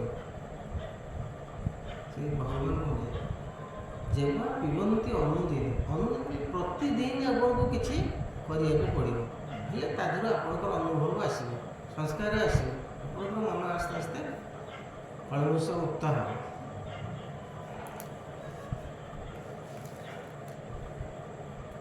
जे गंगा स्नान नित्य करियो शेष पाप से निस्तरे तुर भक्त संगे जेवे से क्षणे बसे शुद्ध भावे पवित्र होए तत क्षणे ଜନ୍ମ ମରଣ ନିବାରଣୀ। କେଉଁମାନଙ୍କ ସାଙ୍ଗରେ ସାଙ୍ଗ ହେବ? ଯେଉଁମାନେ ଏଇ ସ୍ୱଭାବର ଲୋକ ତାଙ୍କରି ସାଙ୍ଗରେ ତୁମେ ସାଙ୍ଗ ହେବ। ତାଙ୍କ ସାଙ୍ଗରେ ସାଙ୍ଗ ହେଲେ କ'ଣ ହେବ ନା ତାଙ୍କ କତିରୁ ସେଇ କଥା ହିଁ ତୁମେ ଶୁଣିବ। ସେ ଅଲଗା କଥା କିଛି କହିବେ ନାହିଁ। କିନ୍ତୁ ଅନ୍ୟ ସାଙ୍ଗରେ ସାଙ୍ଗ ହେଲେ କ'ଣ ହେବ ନା ସେ ତାଙ୍କର ଅଲଗା ଅଲଗା ଆମର ଯେଉଁ ସବୁ ବସ୍ତୁ ବିଭିନ୍ନ ପ୍ରକାରର ଜିନିଷ ଆଲୋଚନା ହେଉଛି ସେଗୁଡ଼ିକ ସବୁ ହେଉଛି କ'ଣ ନା ଆପଣଙ୍କର ପ୍ରତିକୂଳ ବିଷୟ।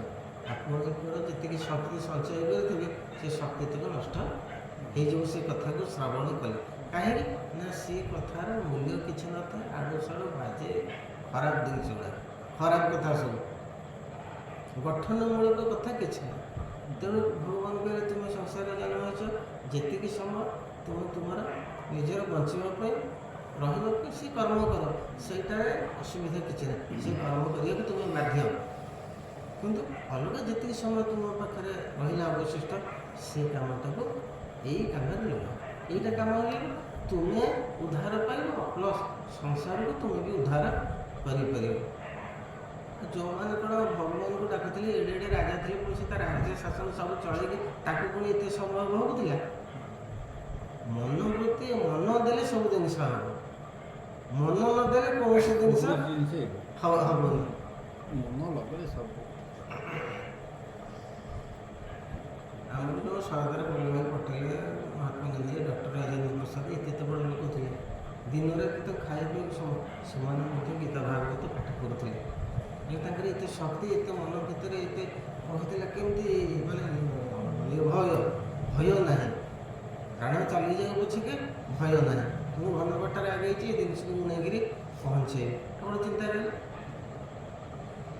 ବାପା ପଇସା ଅଛି ପଢ଼ିବି ଆଉ ହଁ ସେ ବର୍ତ୍ତମାନ କ'ଣ ସେ ଏ ଗରିବ ପଇସା ଅଭାବ ଅଛି ସେ ତାର ବେଶୀ ଧ୍ୟାନ ଲାଗିଯାଉଛି। ଆଉ ଯାହା ବେପାର ପଇସା ଅଛି କ'ଣ ପଢ଼ିବ ସେଇ ପଢ଼ିକିରି କେଉଁ ସେ ଶିକ୍ଷାର ମୂଲ୍ୟ କିଛି ରଖୁଛନ୍ତି। ସେ ଯେଉଁ ଶିକ୍ଷାର ମୂଲ୍ୟ ସେ ପାଠର ଯେଉଁ ମୂଲ୍ୟ ସେ ମୂଲ୍ୟ ତାଙ୍କର ସେ ବୁଝିଛନ୍ତି କ'ଣ ରଖିଛନ୍ତି। କେବଳ ଖାଲି ଅର୍ଥ ରୋଜଗାର କେମିତି ହେବ ସେତିକି ହିଁ ସେମାନେ ସେଇ ପର୍ଯ୍ୟନ୍ତ ଯାଇଛନ୍ତି। ତା ଛଡ଼ା ସେମାନଙ୍କର ଆଉ ଗୋଟେ ଆକ୍ଟିଭିଟିଜ୍ କିଛି ଅଛି। ଭଗବାନଙ୍କୁ ତୁମକୁ ରୋଜଗାର କରିବା ପାଇଁ କେହି ମନା କରୁନାହାନ୍ତି। ଶାସ୍ତ୍ର କ'ଣ କହୁଛି ସିଏ ତ କହିଯିବା ଧର୍ମ ଅର୍ଥ କାମ ମୁଖ୍ୟ। ଅର୍ଥ ବି ଗୋଟେ ଅଙ୍ଗ ଆପଣଙ୍କ ସଂସାରରେ। ଅର୍ଥ ରୋଜଗାର ପାଇଁ କେଉଁଠି କାହାକୁ ବାଧା ସୃଷ୍ଟି କରାଯାଇନି। କିନ୍ତୁ ଅର୍ଥଟା ପଛରେ ଯେ ସବୁ ଜାଗା ସମୟ ଖର୍ଚ୍ଚ କରିଦେବା ପାଇଁ କେଉଁଠି ତୁମକୁ ଅନୁମତି ଦିଆଯାଏ ଏଇଟା ହେଉଛି କଥା। ହେଲେ ଅର୍ଥ ରୋଜଗାର କରିବା ପାଇଁ କିଛି ଅର୍ଥ ରୋଜଗାର ନ କଲେ ଆପଣଙ୍କର କେମିତି ସଂସାର ଆପଣ ନିର୍ବାହ କରିବେ କେମିତି କ'ଣ କରିବେ? ଅର୍ଥ ରୋଜଗାର ଏ ଗୋପାଳପୁର ପାଖରେ ଯେଉଁ ଓଭରବ୍ରିଜଟା ହେଇନି ଏ ଗୋପାଳପୁର କାଠଯୋଡ଼ି ନଦୀ ପାର ହେଇଗଲା ତାର ସେଠି ଗୋଟେ ହେଇଛି ବ୍ରିଜ୍ ହେଇଛି ତା ତଳେ ଗୋଟେ ବୁଢ଼ାଟେ ପଡ଼ିଛି। ଆଚ୍ଛା ପଡ଼ିଛି କ'ଣ ନା ଇଏ ବୋହୂ ପୁଅ ଘର ବାହାର କରିଦେଲା। ସାଇକେଲ ଧର ଆଣିଛି ସାଇକେଲ ଖଣ୍ଡକ ଥୋଇଛି ଆଉ ଗୋଟେ ଘଡ଼ିଟି ତାର ଥିଲା ସେ ଘଡ଼ିଟି ରଖିଛି ପାଖରେ ଆଉ ପଇସା ପତ୍ର କିଛି ନାହିଁ। ସେଇଠି ବିଛଣା ପକାଇ ଦେଇ ସେଇଠି ଶୋଇଛି। ତାକୁ ଲୋକ ଆଡ଼ଭାଇଜ୍ ଯାଉନ ନହେଲେ ଆଶ୍ରମରେ ରହିବ ନା ଏଇଟା ହିଁ ମୋର ଆଶ୍ରମ ମୁଁ ଏଇଠି ରହିବି। ଆଉ ଘର କ'ଣ ଦିତାଲା ବିଲ୍ଡିଂ ଆସୁନାହାନ୍ତି ଏଇଠି ଆଉ କ'ଣ ଆପଣ ତାକୁ ସେତିକି ଅସୁବିଧା ଏଠି ଆନନ୍ଦ ଲାଗୁଛି ଆଉ ସେ ଘରକୁ ପଶି ପାରୁନି ଆଉ କ'ଣ କରିବ। ବାପୁ ବା କହିଲା କଥା କ'ଣ ମୋ ପାଇଁ କରୁଛୁ କ'ଣ କରୁଛି ଆଉ ଘର କରିଦେଲା ସବୁ କରିଦେଲା ଆଉ ପୁଣି ପାଠ ପଢ଼ିଲା ତତେ ଆଜି ପରେ ଆଉ କ'ଣ କରୁଛ ବୋଉ କହୁଛି ମୁଁ ଖାଇବି ଦେଇପାରିବି। ଅନେଶ୍ୱତ ଭାଗେ ପୁଅ ଅଘିଣା ସେଇଆ କହିବା ବାପୁ ତମେ ଆମ ପାଇଁ କିଛି କରିବ ସେ ଗୋପାଳ ପାଖରେ ସେ ଗାଁରେ ତ ସେ ବୁଢ଼ା ସେଇଠି ପଡ଼ିଛି କ'ଣ ତ ପୁଅକୁ ଆସିକି ନେଇପାରିବେନି। ଏଇ କାଲି ଗାଈ କାଲି ସମସ୍ତଙ୍କର ବର୍ତ୍ତମାନ ସେଇ ନ୍ୟୁଜ୍କୁ କିଏ ବାହାର କରିଦେଇଛି କିଏ ବାହାର କରିବାକୁ ଇଚ୍ଛା କରୁଛି କିଏ ବାହାର କରିଦେବ ମାନେ ତିନି ଶ୍ରେଣୀରେ ଅଛନ୍ତି। ଶିକ୍ଷା ଦେବା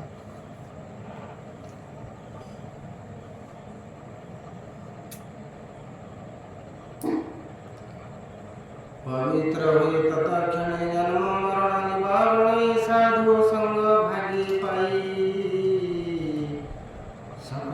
ଭୂତେ ଦୟାବହି। ସୁସାଧୁ ଜନକ ସଙ୍ଗତ ଯେ ପ୍ରାଣୀ କରି ଅବିରତ, ସେ ଯେ ତୁମ୍ଭର କୃପା ପାଇ ମାୟା ପଟଳୁ ନିସ୍ତର କରି। ଯେ ଶୁଦ୍ଧ ଭକ୍ତିରେ ଭଜନ୍ତି ବିଶୁଦ୍ଧ ହୋଇ ତାଙ୍କ ମତି, ବିଷୟ ଭ୍ରମେ ଭ୍ରମ ନୁହେଁ ଅଜ୍ଞାନ ବୁଦ୍ଧି ଦୂରେ ରହେ। ଏଣୁ ଭକତ ସଙ୍ଗ ମିଳେ ଲଭେ ଭକତି ସୁନିଶ୍ଚୟରେ, ଯେ ତତ୍ତ୍ୱେ ବିଶ୍ୱ ବିକତ ବିଷେ ଶୋଭିତ ଯେଉଁ ତତ୍ତ୍ୱ। ତତ୍ତ୍ୱ ପରମ ବ୍ରହ୍ମ ଜ୍ୟୋତି ଆକାଶ ପ୍ରାୟ ବ୍ୟାପିଛନ୍ତି, ଏ ବିଶ୍ୱ ମିଥ୍ୟା ସତ୍ୟ ପରି ସଜି ପାଳିନ ତା ସଂହରି। ଯା ମାୟା ବହୁ ରୂପ ଧରେ ଜୀବରେ ଭେଦ ବୁଦ୍ଧି କରେ, ମାୟା ସ୍ପର୍ଶ ଯାର ନାହିଁ ଜାଣିବ ବ୍ରହ୍ମ ରୂପ ସେହି। ଯେ ଅନ୍ତ ବିକାର ବିହୀନ ସେହିଟି ଜାଣ ତତ୍ତ୍ୱ ଜ୍ଞାନ, ନିର୍ଗୁଣେ ସଗୁଣ ବୋଲନ୍ତି କ୍ରିୟାକଳାପେ ଚିନ୍ତି। ଯାହାର ହୃଦୟ ବିକାର ବିହୀନ, ମନର ଭିତରେ ଛନ୍ଦ କପଟ ମାୟା କିଛି ନାହିଁ, ନିର୍ମଳ ପରିଷ୍କାର, ସେଇ ଲୋକ ହିଁ ଭଗବତ ଭକ୍ତି କରିବା ପାଇଁ ତାର ପ୍ରାଥମିକତା ଯୋଗ୍ୟତା ଅଛି। ମନ ଭିତରେ ଛନ୍ଦ କପଟ ଛଳନା ଏସବୁ ମାୟା ଥିଲେ ବିଲକୁଲ ସେ ଜିନିଷ ହେବ ନାହିଁ। ମାନେ ପରିବାର ଭିତରେ ରହିଲେ ଛନ୍ଦ କପଟ ହବା, କିନ୍ତୁ ସେଠି ରହିଲେ କିଛି ହବାର ନାହିଁ ନା। ତ ଏଇଟା ପକ୍କା ଏହା ତ ଅଟୋମେଟିକ୍ ଆରମ୍ଭ ଉଦ୍ଭାଦନ ହେବ। ସେଇଠି ଏହାଙ୍କ ପ୍ରାୟ ଭଜେ ଯଉ ପଣ୍ଡିତ ବେଦାଗମେ ସେଉ ଆଦି ପୁରୁଷ, ତୁମ୍ଭେ ପରମ ଶେଷ ବ୍ରହ୍ମାଣ୍ଡ ଠାକୁର। ତୁମ୍ଭର ଶକ୍ତି ଯୁକ୍ତି ଥିଲା କାଳାନ୍ତେ ସ୍ୱୟଂ ଉଠିଲା, ଶେଷ କୃତି ତୋର ଆଜ୍ଞା ଭାବେ ସତ୍ୱାଦି ଭେଦ କଲା ତେବେ। ତନୁ ମହତ ଅହଙ୍କାର ଜଳାଗ୍ନି ଆକାଶ ସମୀର, ଭୂଦେବ ଋଷି ସର୍ବଭୂତେ ଜନ୍ମିଲେ ନାନା ଜଗତେ। ମାୟାରୁ ଯେ ଚାରି ପ୍ରକାର ଯେ ତତ୍ତ୍ୱେ ସଞ୍ଚରିଲା ପୁର, ନିର୍ମିତ କଲେ ଭଗବାନ ସେ ପ୍ରଭୁ ଜଗତ ଜୀବନ। ଅଶେଷ ଶରୀରେ ପ୍ରବେଶ ଏଣୁ ଜୀବନାମ ପୁରୁଷ, ଅବିଦ୍ୟା ବନ୍ଧେ ବଧ ହୋଇ ଏ ଦୁଃଖ ସୁଖ ସେ ଭୁଞ୍ଜଇ। ମାୟାରୁ ସର୍ଜନା ସେ କଲା ନିୟନ୍ତା ପୁରୁଷ ହୋଇଲା, ଭୂତ କୌତରେ ଚଳନ୍ତି ଯେହ୍ନେ ଆକାଶେ ମେଘ ପନ୍ତି।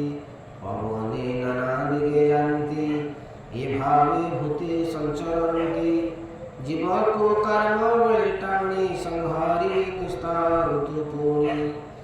ଇ ଜୀବ କର୍ମେ ହୋଇ ମତ ଲୋଭେ ବିଷয়ে ଦେଇଚିତ, ତୁ ହେଉ ଅପ୍ରମତ୍ତ ଆସି ତକ୍ଷଣେ ଜୀବକୁ ବିନାଶୀ। କାଳ ସ୍ୱରୂପେ ପ୍ରାଣହର ଯେ ତୋତେ ନ ଭଜେ ପ୍ରାଣର, ଏମନ୍ତ ପ୍ରଭୁ ତୋର ମାୟା ଜୀବନ ଜାଣି ଭୋଗେ ଆନନ୍ଦେ ହରି ବୋଲ। ଉଦାହରଣରେ ଅଷ୍ଟହି ଚାଟିଣ ମୂଷା ଜହ୍ନେ ଖାଇ, ତେସନେ ଅନ୍ତର୍ଗତ ହରି। ଜୀବ ବିନାଶୁ ଭୋଗେ କରି, ଉଦାହରଣରେ ଅଷ୍ଟହି ଚାଟିଣ ମୂଷା ଜହ୍ନେ ଖାଇ। ଯେମିତି ଅହି ମୂଷାକୁ ଧରି ପକାଇ, ସାପ ମୂଷାକୁ ଧରି ପକାଇଛି ଯେମିତି ତାକୁ ଖାଉଛି, ସେମିତି ଭଗବାନଙ୍କର ଆହୁରି ଗୋଟିଏ ରୂପ ମଧ୍ୟ ହେଲା ସେ ଯେତିକି ଦୟାଳୁ, ଯେତିକି କୋମଳ, ଯେତିକି କୋମଳ ସେତିକି ମଧ୍ୟ ନିଷ୍ଠୁର ନିର୍ମମ। ଅର୍ଜୁନଙ୍କୁ କ'ଣ କହିଲେ, ଦେଖେ ମୋ ଦାନ୍ତରେ ସବୁ ଯାକ ଏମାନେ ଚାପି ହେଇଯାଉଛନ୍ତି, ତୁ କ'ଣ କହୁଛୁ ବିଷ୍ଣୁକୁ ମାରିବୁ, ଦ୍ରୋଣକୁ ମାରିବୁ, ତାକୁ ମାରିବୁ, ଆକୁ ମାରିବୁ। ମୁଁ ସମସ୍ତଙ୍କୁ ମାରି ସାରିଛି, ତୁ ଖାଲି ନିମିତ୍ତ ମାତ୍ର ହବୁ ମାରିବା ପାଇଁ। ସେମିତି ସେ କହୁଛନ୍ତି ଯେମିତି ସାପ ଧରିକିରି ମୂଷାକୁ ଖାଉଛି, ତେଣୁ ତୁମେ ଏଇ ଯେଉଁ ମାୟାମୋହ ଛନ୍ଦ କପଟ ସବୁ ମନ ଭିତରେ ସେମିତି ତମକୁ କାଳ କ'ଣ କରିବ ନା ଗ୍ରାସ କରିବ। ମାଳିକା ଲେଖିଦେଇଛି ଯେ ଆଗ ମା ବାହାରିକିରି ବିରଜା କ୍ଷେତ୍ରରୁ କ'ଣ କରିବ ନା ଆଗ ଖଡ଼ଗ ଆଣି ଏମାନଙ୍କୁ ସବୁ ହାଣିକିରି ଗୋଟା ଗୋଟା କରି ଗଳି ମାଳିକା ସବୁ ସେଇଆ ତ ହବ।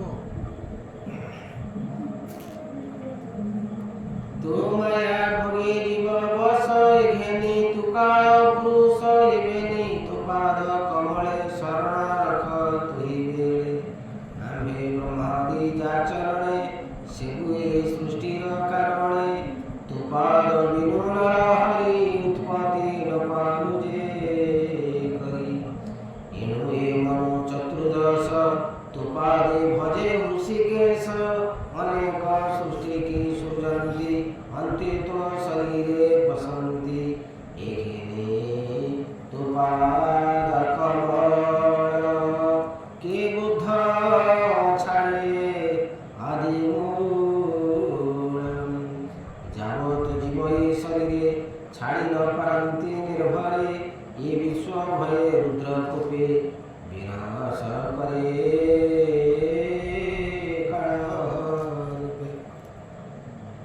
ଯେଉଁମାନେ ମାୟା ମୋହ ଦ୍ୱାରା ଆକ୍ରାନ୍ତ ସବୁବେଳେ ସଂସାର ବିଷୟ ଭଗବାନ ଶିବ ଶଙ୍କର କହୁଛନ୍ତି ମୁଁ କାଳ ହେଇକିରି ସେଇମାନଙ୍କୁ ସଂହାର ଏ ଯେଉଁ ମୋ ସଂସାର କହନ୍ତିନି ଆସନ୍ତି ଯେଉଁ ଆମର କେତେ ପାଦ ଲାଗିଛି କ'ଣ ସେଇଟା କ'ଣ କହନ୍ତି କେତେ ପାଦ ଲାଗିନି ପୁଷ୍କର। ପୁଷ୍କର ତାକୁ ପଠାହବ ଭଗବାନ ଶିବ ଶଙ୍କର କତିକି ସିଏ କ୍ରୋଧିତ ହେଇକରି ଯଦି କହିଲେ ଚାର୍ଜ ପ୍ରାଇମ୍ କରିଦେବେ ପୁରା ବୁଝିଲେ ସିଏ ହେଉଛନ୍ତି ତାର ମାଲିକ। ସଂସାରକୁ ଯାଇଥିଲୁ କ'ଣ କ'ଣ ସବୁ କରିଛୁ ସେଠି ସିଏ ସେଠି ଇଏ ହିସାବ କିଛି ଚଳିବନି ମୁଁ ଏତେ ଜମି କରିଛି ଏତେ କଟା ଆଣିଛି ଏତେ ପିଲା ପାଠ ପଢ଼ିଛି ଏତେ ରୋଜଗାର କରିଛି ସିଏ ହିସାବ ସେଠି ସେ ଜଗତର ଏ ଯେଉଁ ଦେହ ତତେ ଦେଇଥିଲି ଇଏ ଦେହଟା ହେଉଛି ଜଗତ ପାଇଁ ତତେ ଦେଇଥିଲି ଲୋକଙ୍କର କ'ଣ କଲ୍ୟାଣ କରିଛୁ କ'ଣ ପୁଣ୍ୟ କାମ କରୁଛୁ ଜଗତରେ କେତେ ଲୋକଙ୍କୁ ତୁ ଆନନ୍ଦ ସନ୍ତୁଷ୍ଟ କରିଛୁ କେତେ ଲୋକଙ୍କୁ କ'ଣ ପୁଣ୍ୟ କାମ କରୁଛୁ ସେ ହିସାବ ସେଠି ଦିଆହେବ। ତେଣୁ ଆମର ଯୋଗ୍ୟତା ସେଇ ଅନୁସାରେ କେତେ ଆପଣ ଏହାକୁ ଭାବିବେ ଆଉ ସେଠି ତ ଆଡ଼ୁ ସାଡ଼ୁ ଉତ୍ତର କିଛି ଆପଣ ଦେଇପାରିବେନି ଆଉ ତାଙ୍କୁ ତ କୌଣସି ହିସାବରେ ଆପଣ ଏକଦମ ରୋକଠୋକ ସେଠି ସବୁ ପକ୍କା କଥା ରେକର୍ଡ ମେଣ୍ଟେନ୍ ହେଇଛି ମିଛ କହିପାରିବେନି। ସିଏ ତ ସେଇ ପରମ ଯିଏ ସେ ନିଜେ କହୁଛୁ ମୁଁ ତ ଚାର୍ଜ ଫ୍ରେମ୍ କରିବି ମୁଁ ଯାହାକୁ ଚାହିଁବି ତାକୁ ଫସେଇ ଯାହାର ମନ ଛନ୍ଦ କପଟହୀନ ଯାହାର ତାର କିଛି ଭୁଲ ହେଇଛି କ'ଣ ହେଉଛି ଭଲ ସଂସାର କଲେ ଆପଣ ଭୁଲ କିଛି କରିବେ ପୁରା ନିର୍ଭୁଲ ହେଇକରି ରହିପାରିବେ ନାହିଁ କଳା ଦାଗ ଲାଗିବ କାଳେ ପଡ଼ିବ ଆପଣଙ୍କୁ କେମିତି ନାହିଁ ଯେ ପୁରା 100% କିନ୍ତୁ କଳିଯୁଗରେ ଆପଣଙ୍କ ପାଇଁ ଭଗବାନ କହୁଛନ୍ତି ମାପ ଅଛି କାହିଁକି ନା ଏଇ ଯୁଗଟା ବଡ଼ ସଂଘର୍ଷମୟ ତେଣୁ ଏଠି ବିଭିନ୍ନ ପ୍ରକାର ଚାରିପଟେ ଆପଣଙ୍କ ରହିଲା ଯେହେତୁ କଳା ଆପଣ କଳା ଲାଗିବ ଆପଣଙ୍କ ଦେହ ଆପଣ ପୁରା ଧଳା ରହିପାରିବେ ହେଲେ ବି ଆପଣଙ୍କ ମନ ଯଦି ଭଗବାନଙ୍କ ପାଦ ପ୍ରତିମାରେ ଅଛି ତାହେଲେ ସେ ଆପଣଙ୍କୁ କ୍ଷମା ଦେଇକି ପାର କରିପାରିବେ ସେ ତ ସେଇ କଥା ବୁଝଉନାହିଁ ଯାବତ ଜୀବ ଏ ଶରୀରେ ଛାଡ଼ି ନ ପାରନ୍ତି ନିର୍ଭରେ ବିଶ୍ୱ ଭয়ে ରୁଦ୍ର କୋପେ ବିନାଶ କଲେ କାଳ ରୂପେ ଏଣୁ ତୁମ୍ଭରେ କରୁ ସ୍ତୁତି ଅନାଥ ହୁଆ ଭଗତି ଏ ତୁମ୍ଭ ପଙ୍କଜ ଚରଣ ଯେ ପ୍ରାଣୀ ପସନ୍ତି ଶରଣ ଅଶେଷ ଦ୍ୱନ୍ଦ ମାୟା ଭଇ ଖଣ୍ଡନ୍ତି ପ୍ରଭୁ ଦେବରାଏ ସେ ରୁଦ୍ର କହନ୍ତି କୁମାର ଏ ଗୀତ ଶୁଦ୍ଧ ଚିତେ ଧର ଯାହା ଯାହା ତୁମକୁ କହିଲେ ଆକୁ ସବୁ ମନେ ରଖିକିରି ସେଇ ପ୍ରକାର କାର୍ଯ୍ୟ କରିବ ନିତ୍ୟ ସ୍ୱଧର୍ମ ମାର୍ଗେ ଥିବ ସକଳ କୃଷ୍ଣେ ସମର୍ପିବ ମନ ନିବେଶୀ ତାଙ୍କ ପାଦେ ଭୂତ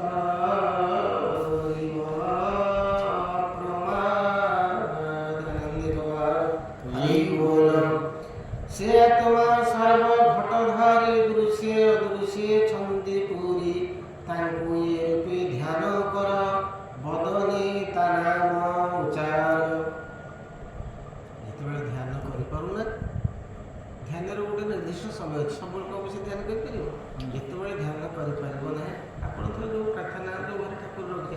ଟିକେ ବସିଲେ ଆମର ଗୋଟେ ମୁହୂର୍ତ୍ତ ସେକେଣ୍ଡ ଟିକେ ପ୍ରଭୁକୁ ଧ୍ୟାନ କଲେ। କିନ୍ତୁ ଆଉ ତ ଅଲଗା ସମୟଟା ଆପଣଙ୍କୁ ବିଭିନ୍ନ କାର୍ଯ୍ୟରେ ବ୍ୟସ୍ତ ରହିବେ ନା। ତେଣୁ ସିଏ କହୁଛନ୍ତି ଅବଶିଷ୍ଟ ସମୟଟା ଯୁଆଡ଼େ ଯାଉଛନ୍ତି ତାଙ୍କର ନାମ ଟିକେ ପାଟିରେ ରଖିଥିବ, ପାଟିରୁ ନାମ ଟିକେ କେବେ ଛାଡ଼ିବ ନାହିଁ।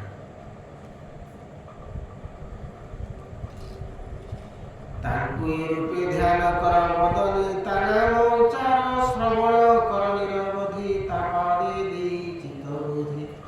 କାନରେ ଯେତେବେଳେ ଶୁଣିବ ତାରି କଥା ହିଁ ଶ୍ରବଣ, ଅନ୍ୟ କଥାରେ ମତି ଦିଅ ନା।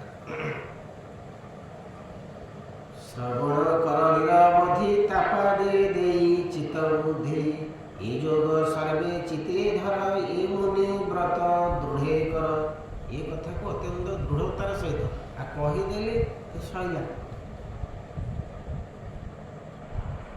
ସେମିତି ହେଲେ ଏ ଜିନିଷ କିଛି ହେବନି, ଆକୁ ଦୃଢ଼ତାର ସହିତ ଧରିବାକୁ ପଡ଼ିବ। କହୁଛନ୍ତି ତାଙ୍କୁ ଏ ମୁନି ବ୍ରତ ଦୃଢ଼ ଧର।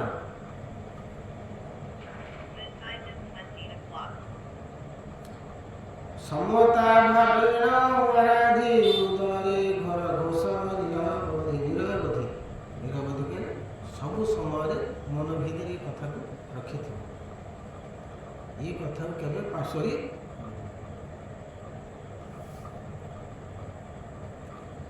ଏ ଗୀତା ପୂର୍ବେ ବ୍ରହ୍ମା ମତେ କହିଲେ ଭୃଗାଦି ସହିତେ। ଏଇ ଯେଉଁ ସ୍ତୁତି, ଏଇ ଯେଉଁ କଥା ଗୁଡ଼ିକ ବ୍ରହ୍ମା ଏବଂ ଭୃଗୁ ଋଷି ସମସ୍ତ ଋଷିମଣ୍ଡଳୀ ଉପସ୍ଥିତ ଥିଲେ। ବ୍ରହ୍ମା ଏ କଥା କହିଥିଲେ, ମୁଁ ତାଙ୍କରଠୁ ଏ କଥା ସବୁ ଶ୍ରବଣ କରିଛି ବୋଲି ଭଗବାନ ଶିବଶଙ୍କର କହୁଛନ୍ତି। ଏ ସ୍ତବ ପଢ଼ନ୍ତେ ଆମ୍ଭର ଜ୍ଞାନ ଦଶା। ମୁଁ ଏଇ ସ୍ତୋତ୍ର ପଢ଼ିବାରୁ ମୋ ମନରେ ମଧ୍ୟ ଯେତିକି ଯାହା ଥିଲା ସମସ୍ତ ବିକାର ଧ୍ୱଂସ ପ୍ରାପ୍ତ ହେଲା ଏବଂ ମୋର ମନ ସବୁବେଳେ ନିରବଧି ସଦା ସର୍ବଦା ସେଇ ଅଭୟ ପାଦ ପଦ୍ମରେ ଲାଗିକିରି ବସିଗଲେ। ଯଦି ଶିବ ସମାଧି ଯୁଗରେ କୋଟି କୋଟି ବର୍ଷ କଟିଯିବ ଆଉ ତାଙ୍କ ସମାଧି ଭଗ୍ନ ହବ ନାହିଁ। ଅଜ୍ଞାନ ହତେ ଜ୍ଞାନ ଦୃଶ୍ୟ ସକଳେ ହଇଲ ହରସ। ତେବେ ବିବିଧ ମତେ ଆମ୍ଭେ ସୃଷ୍ଟି ସର୍ଜିଲୁ କ୍ରିୟାଦମ୍ଭେ। ତାଙ୍କୁ ବ୍ରହ୍ମା କହିଥିଲେ ବୋଲି କହିଲେ। ସେମିତି ଅବଧୂତ କ'ଣ କରିଥିଲେ ନା କପତିଠୁ ମୁଁ ଏହା ଶିଖିଲି, ସାପଠୁ ମୁଁ ଏହା ଶିଖିଲି, ପୃଥିବୀ। ଆପଣ ଦେଖନ୍ତୁ ଗୋଟେ ଗୋଟେ ଜିନିଷ ଜଣ ଜଣଙ୍କ କଥାରୁ ଶିଖିଗଲେ ସେ ଜିନିଷ ଯେମିତି ଆମର ମହାତ୍ମା ହରିଶ୍ଚନ୍ଦ୍ର ନାଟକ ଦେଖି ତାଙ୍କ ମନ ଭିତରେ ପଡ଼ି ଆସିଗଲା ଯେ ମୁଁ କେବେ ଜୀବନରେ ମିଛ କହିବି। ଆପଣ ଦେଖନ୍ତୁ ସେହି ନାଟକ ଲକ୍ଷେ କୋଟି ଲୋକ ଦେଖୁଛନ୍ତି। ଗୋଟେ ଗୋଟେ ଜିନିଷ ବେଳେବେଳେ ଲୋକର ମନ ଭିତରେ ଗଭୀର ପ୍ରଭାବ ପକାଏ। ନା ମୃତ୍ୟୁ ହେଇଯାଉ ବରଂ ମୁଁ ମିଛ ଆଶ୍ରୟ ନେବି ନାହିଁ। ସେମିତି ଇଏ କଥା କ'ଣ ଭଗବାନ ଶିବଶଙ୍କର ଜାଣିନାହାନ୍ତି, କିନ୍ତୁ ସେ କଥାଟା ଯେତେବେଳେ ସେ ଆଲୋଚନା ହେଇଥିଲେ ସେ କଥାଟା ସିଏ ଶୁଣିଥିଲେ ଏବଂ ସେ କଥାଟାର ମହତ୍ତ୍ୱ ଗୁରୁତ୍ୱ କେତେ ସେ ଉପଲବ୍ଧି ତାକୁ କରିଛନ୍ତି ବୋଲି ସେ କଥାଟା ସେ କହୁଛନ୍ତି। ସମସ୍ତ ଋଷିମଣ୍ଡଳୀ ଥିଲେ ସେଠି ଏଇ କଥା ସବୁ ଆଲୋଚନା ହେଉଥିଲେ। ତେବେ ବିବିଧ ମତେ ଆମ୍ଭେ ସୃଷ୍ଟି ସର୍ଜିଲୁ କ୍ରିୟାଦମ୍ଭେ। हे पुत्रे स्तोत्र फल जेते कहिबा सुन एक चेते। ये भगवान की स्तुति करे कौन कौन सब कल्याण हुए। इहा जे निरते पढ़ंती त्रिविध ताप विनाशंती। जीवादरे दृढ़े स्मरे सकल सर्वधर्म मध्य सार नहीं श्रेय। जहाँ कहले आठ श्रेष्ठ किसी जिन सबुठ जहाँ श्रेष्ठ मो से कथा तुमको उपदेश। आठ श्रेष्ठ जिन किसी ना से तो फाइनल लोक। हे पुत्रे दृढ़ चिते धारा दुख सागर हेम पार। स्तवे पूज हरि पाद खंडिव शेष आपद।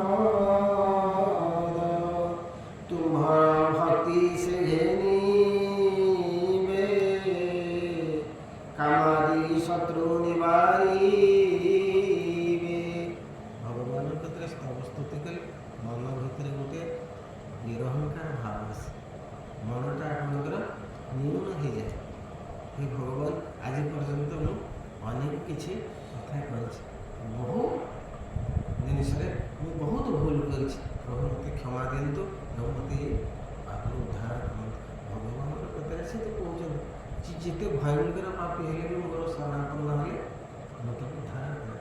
କିନ୍ତୁ ଯେଉଁଦିନଠୁ ତୁମେ ସମର୍ପିତ ହେବ, ଯେଉଁଦିନଠୁ ସ୍ୱୀକାର କରିବ, ତାପରେ ଆଉ କୌଣସି କାର୍ଯ୍ୟ କରିବ ନାହିଁ, ଭୁଲ କାର୍ଯ୍ୟ କରିବ ନାହିଁ।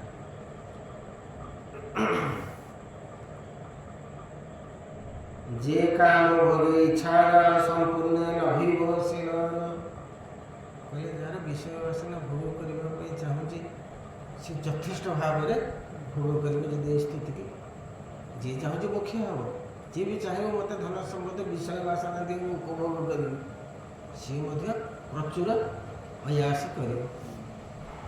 ଲୋକଙ୍କ ହାର୍ଟ ଉପରେ ସବୁ ଏରୋପ୍ଲେନ୍ ଆସି ଓହ୍ଲାଉଛି, ସବୁଭଳିଆ ଘର କରୁଛନ୍ତି ସବୁ ଲୋକ କରିନାହାନ୍ତି। ସେମିତି ଆପଣ ଯଦି ତାଙ୍କୁ ବି ମାଗିବେ ନା ମୁଁ ମୁଖ୍ୟ ହେବିନି, ମୋତେ ବିଷୟ ବାସନା ଐଶ୍ୱର୍ଯ୍ୟ ସେ ଜିନିଷ ମଧ୍ୟ ପ୍ରାପ୍ତ ହେବ। ପ୍ରଭାତ ମଧ୍ୟାହ୍ନ ସନ୍ଧ୍ୟାରେ ଯିବା ପଢ଼ନ୍ତି ନିର୍ମଳେ ପ୍ରକାଶ ଜ୍ଞାନ ଅସତ୍ୟ ଦେଖି ତ୍ରିଭୁବନ। ଏ ସ୍ତୁତି ଯେତେବେଳେ ବାରମ୍ବାର ତୁମେ ପାଠ, ସେ ଯେଉଁ କହିଲେ ପ୍ରତିଦିନ ଆକୁ ପାଠ କରିବାକୁ ପଡ଼ିବ। ପାଠ କଲେ କ'ଣ ନା ଆସ୍ତେ ଆସ୍ତେ ତୁମ ମନ ଭିତରେ ସଂସାର ବିଷୟ ବାସନା ପ୍ରତି ଘୃଣା ଭାବ ଆସିବ, ବୈରାଗ୍ୟ ଭାବ ଆସିବ, ଆସକ୍ତି ଆପଣଙ୍କର ଆସ୍ତେ ଆସ୍ତେ କମିଯିବ।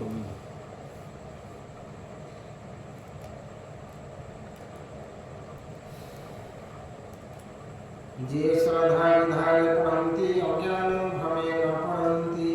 ମହେଶ କହିଲେ କର୍ଣ୍ଣରେ ଆନନ୍ଦେ ଶୁଣିତା କୁମରେ। ସାଷ୍ଟାଙ୍ଗେ ତାହାଙ୍କ ଚରଣେ ନମିଲେ ପ୍ରଚେତ ସେବନେ।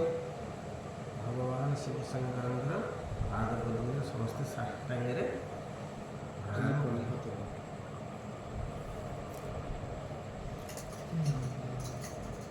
କଲ୍ୟାଣ କଲେ ସୁରଧର ସକଳ ବାଞ୍ଛା ପୂର୍ଣ୍ଣ କରନ୍ତୁ। ତମର ସମସ୍ତ ମନ ଇଷ୍ଟ ପୂର୍ଣ୍ଣ। ଆଗରୁ ତ କହିଥିଲି ତୁମର ସମସ୍ତ କଲ୍ୟାଣ ହଉ, ସମସ୍ତ ଫଳ ପ୍ରାପ୍ତ ହଉ। ଏବେ ମଧ୍ୟ ଶେଷରେ ଗୁରୁ ରୂପରେ ତାଙ୍କ କର୍ମରେ ଦୀକ୍ଷା ନେଇ ମଧ୍ୟ କହିଲେ ତୁମର ସମସ୍ତ ଅଭିଷ୍ଟ ପୂର୍ଣ୍ଣ। ସେ ଗୁରୁ ଶିଷ୍ୟଙ୍କ ଚରିତ ମୈତ୍ରେୟ ବିଦୁର କଥିତ। କହିଲୁ ତୁମ୍ଭଙ୍କୁ ପ୍ରସନ୍ନେ ଯେ ଏହା ପଢ଼େ ଶୁଦ୍ଧ ମନେ। ଏ ଘୋର ସଂସାର ଉତ୍ତରନ୍ତି ମରଣେ ନାହିଁ ତାଙ୍କ ଭୀତି। ଭଣଇ ବିପ୍ର ଜଗନ୍ନାଥ ଚତୁର୍ଥ ସ୍କନ୍ଧେ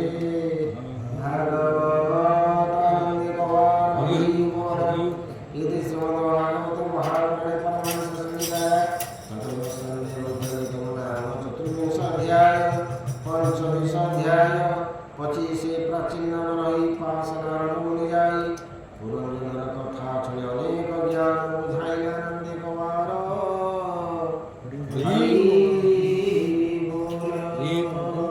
ହରେ କୃଷ୍ଣ ହରେ